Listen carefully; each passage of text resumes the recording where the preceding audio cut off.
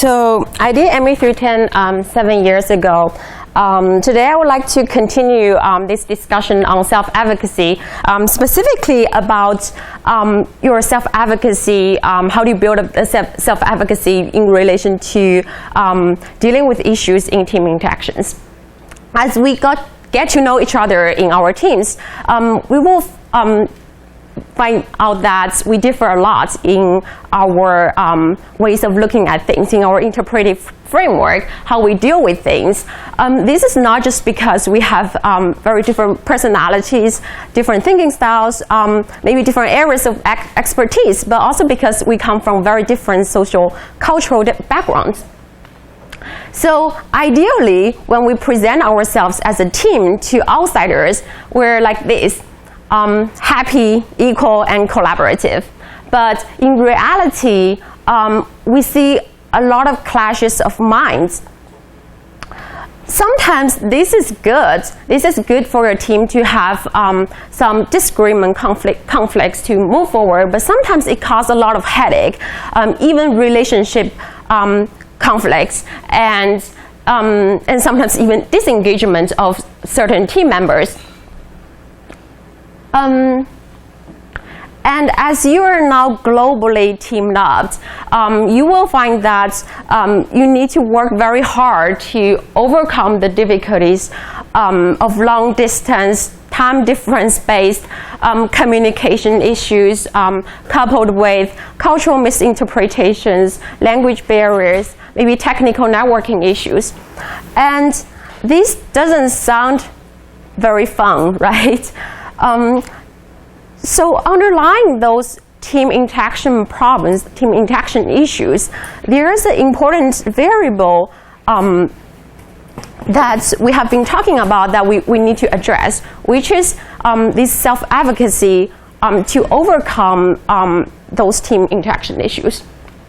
And to address this issue, I would like to give my own story. So I worked in ME310, particularly to redesign a satellite structure for Lockheed Martin. And the Stanford part of the team had me, a Chinese, a very typical Chinese, and Travis, a white local Californian guy, and Jessica, who is Chinese American girl. And for the first several weeks, my perception of the team was like this. So usually I feel pretty okay to talk in English, but Travis has this very low voice when he's talking, and he talks super fast. And whenever we have this face-to-face conversation, I was like really nervous, and I would I would feel like I was taking a language test, and yeah, I would try to listen really hard. Still, I feel like blanking my mind and not sure what he was talking about. And that kind of experience really undermined my level of confidence, my self-advocacy in communication in my team. And as a result, I would start mumbling, and I would carefully choose words from my limited vocabulary. It turned out that I would talk in a very lack of English kind of skill kind of way. So that really suffered. So in team interactions, in a typical team meeting, Travis would be the one who stand there and lead the discussion and write on the whiteboard. And I would remain silent for half an hour, and I was struggling what is he really talking about, and I didn't have the courage to clarify what he's talking about. And then even when I have ideas, I would question myself a lot. Should I really share those ideas? Do I really have good ideas to share to my teammates?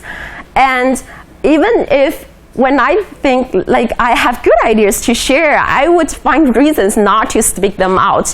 I would say maybe it's not a good timing to talk about those ideas now. Maybe I would just email them after the small group meeting, after the team meeting. And so I believe that for my teammates, this kind of team interaction really suffer. It's not just me. They also didn't enjoy it. So visually, I had this image that in the team, I feel so small. And that was my story. And it turned out everybody had a story. Okay, so Travis, part of the reason why he talked in a very low voice is because he's very shy. And he's a perfectionist.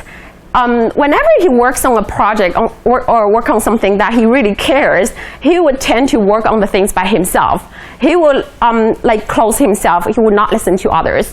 And he told me for this presentation, I actually talked to Travis and Jessica, and he recalled that in the beginning he was really afraid to be in the team, like because teamwork never worked for him. He's such a passive team player, so he had a low efficacy to be a good team player.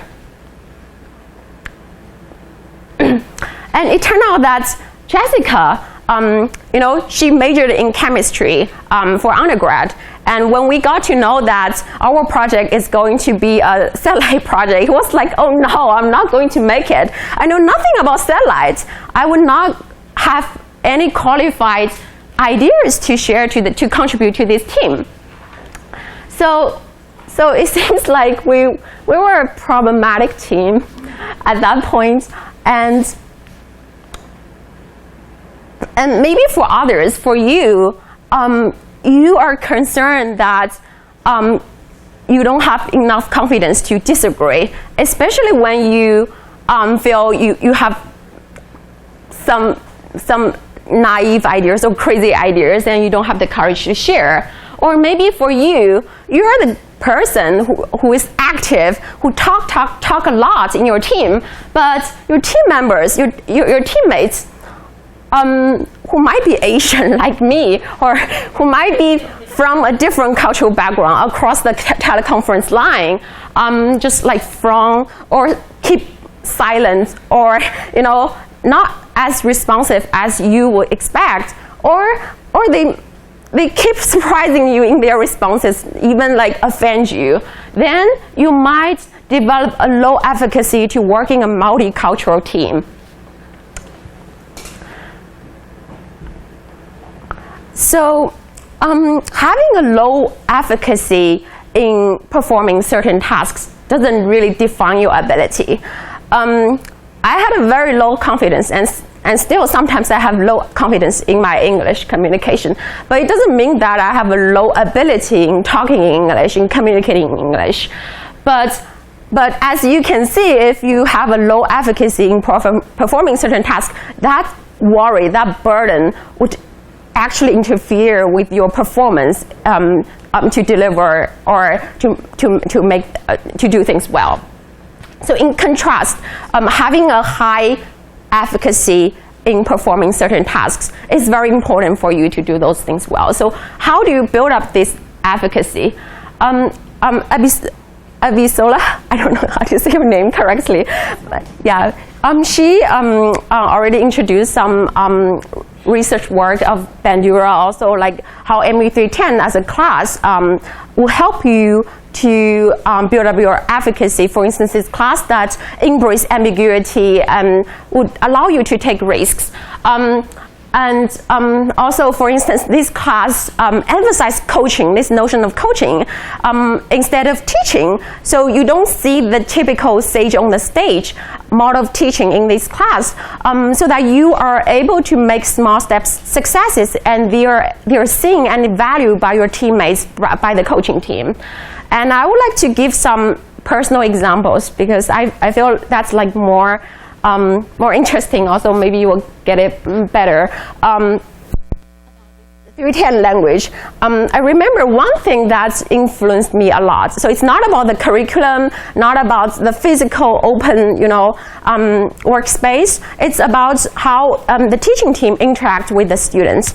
And I remember there was one small group meeting, and Larry is the kind of person who always make very insightful comments, and we were taking notes. Oh, these are the things that we need to do. We need to investigate in the next step. And then Mark Karkowski, at one time, he made a comment that, Larry, I disagree with you. And that was a big moment for me. Role models for me to have the courage to disagree, to not follow the power. And that influenced my that built up my advocacy in communicating my ideas to make valuable contributions to my team a lot. And also later, I work in a very typical hierarchical multinational company where you are supposed to just follow your boss, to impress your boss. And I was able to disagree, to make to do my job well, not just to do the job that's assigned to me. And for Jessica, remember she felt like she knew nothing about satellites? I also want to give you a story. During the year, at one point, it was like we were preparing for small group meetings, and Jessica had some ideas, and she just picked some paper and built some paper prototypes. And then she had those very cute little satellites in the air in our workspace. And then the small group meeting began, and Larry came in, and he played with these paper prototypes for a while.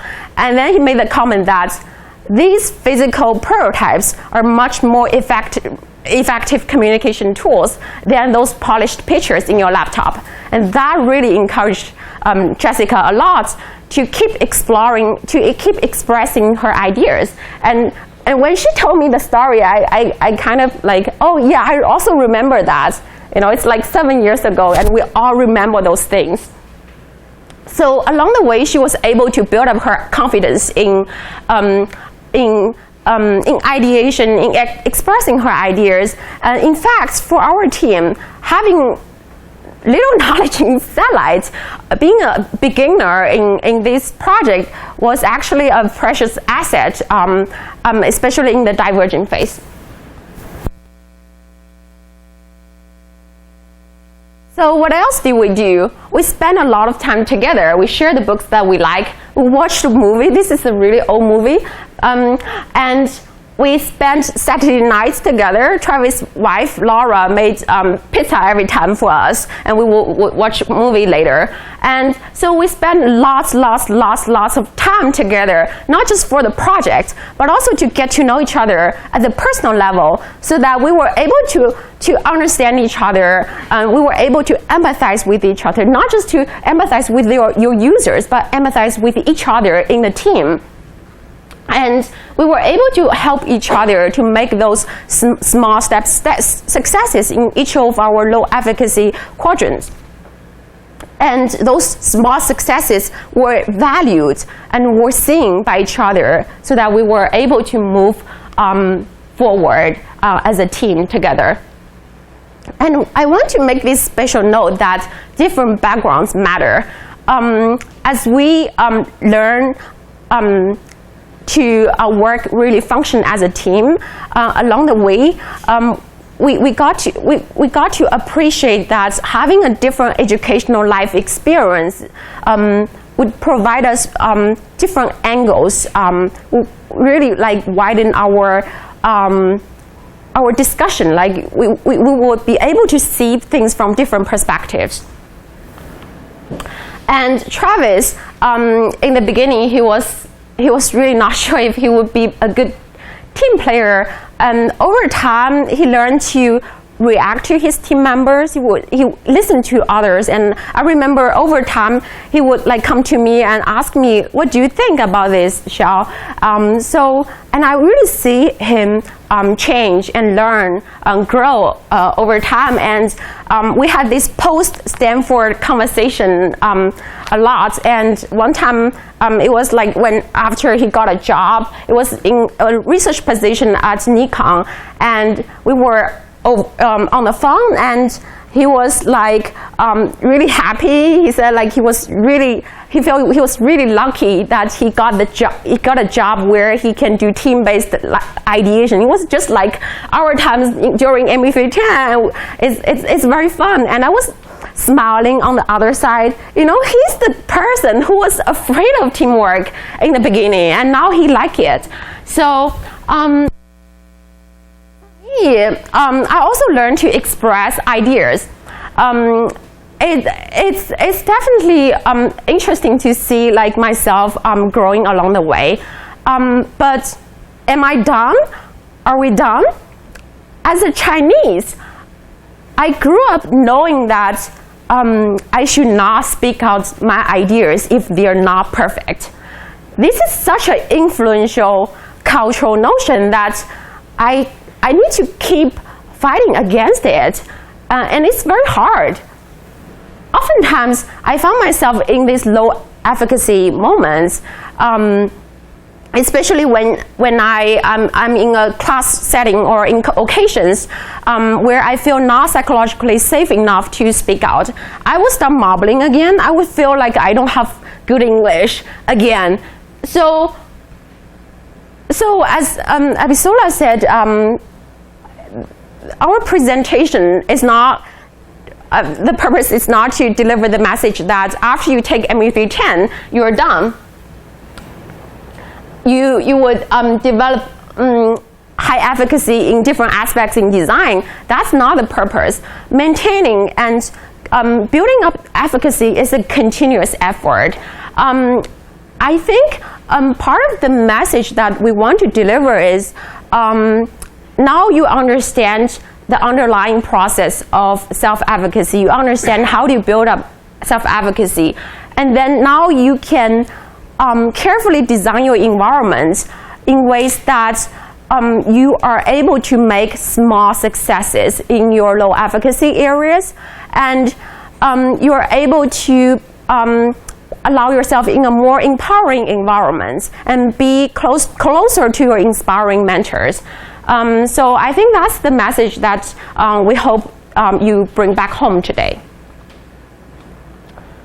Oh, okay. So we originally prepared an exercise, but no exercise. So that's the end of it. And this is my email. If you want to kind of ask questions, further questions, feel free to. Okay, thank you. Yeah. Okay. Thanks.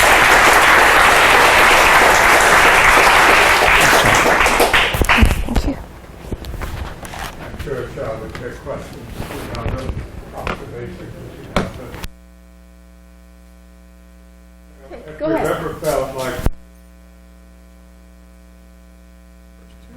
still enough time? Go ahead. When did you and your team talk about these things? That you maybe said that, I don't know, you feel insecure expressing your ideas? Yeah.